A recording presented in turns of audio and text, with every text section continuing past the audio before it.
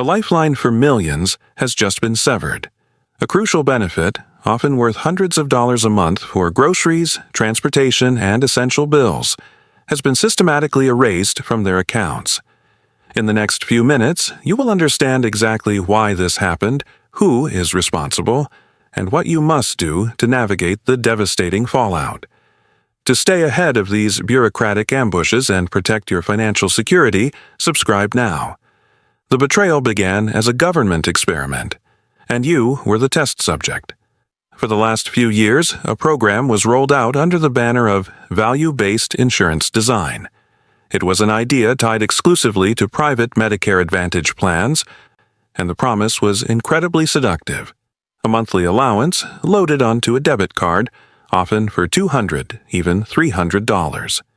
This money could be used for healthy food, for transportation to the doctor, for over-the-counter medications, even to help with utility bills.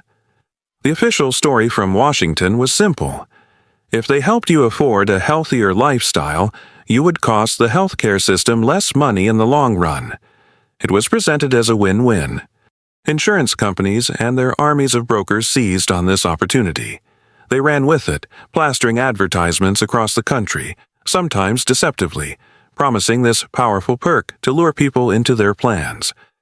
They would often take the single best benefit available in one tiny corner of the country and market it nationally, only to tell callers they didn't qualify. But for millions who did qualify, this card became more than a perk. It became a critical buffer against the crushing weight of inflation. It was the difference between a full pantry and skipping meals. It was the money for a tank of gas to see a specialist. For many, it wasn't a luxury. It was a necessity that made a real, tangible difference in their survival. Then, without warning, the verdict came down from the faceless accountants at Medicare. After running the numbers on their experiment, they declared it a failure. Their cold, clinical conclusion? The people receiving the benefit weren't getting healthy enough to justify the expense. They decided they were spending too much money giving out these cards, and the promised savings for the government never materialized. So, with a brutal, bureaucratic stroke of a pen, they are shutting the program down at the end of this year. The annual notice of change letters arriving in mailboxes right now are the execution orders. They are the brutal confirmation of this broken promise. For countless Americans, that benefit has been slashed in half or wiped out completely, leaving a gaping financial hole for those who can least afford it. The help that was so freely given is now being ruthlessly taken away. But you must listen closely because this is where the deception deepens. They didn't eliminate the cards entirely.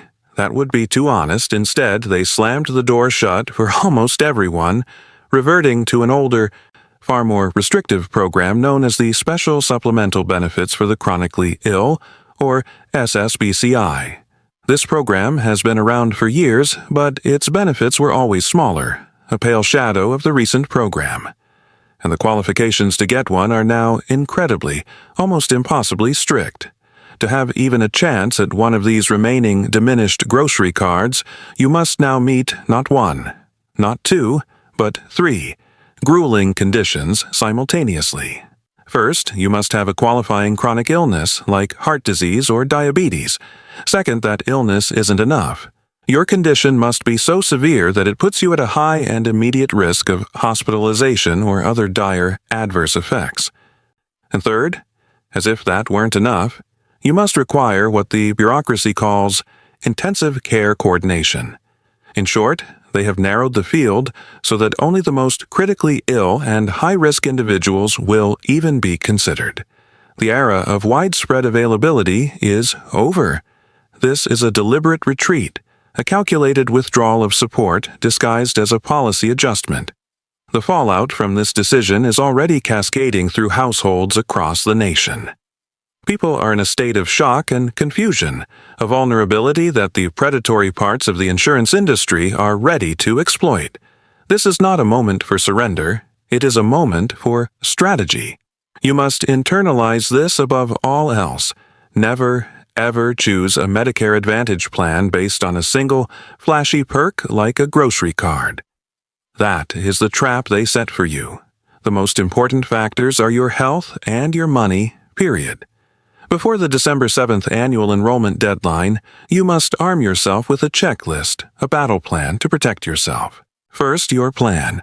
Do not passively accept the automatic renewal. Scrutinize your annual notice of change. Compare your current plan to every other plan available in your area.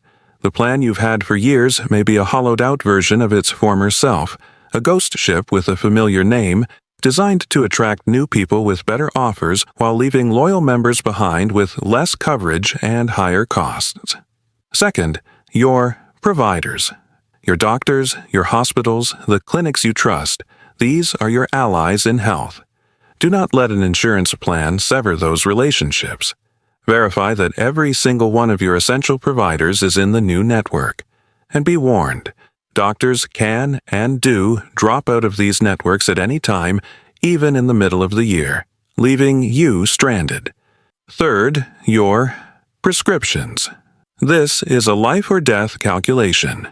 Verify that your specific medications, your exact dosages, and your required brands are covered.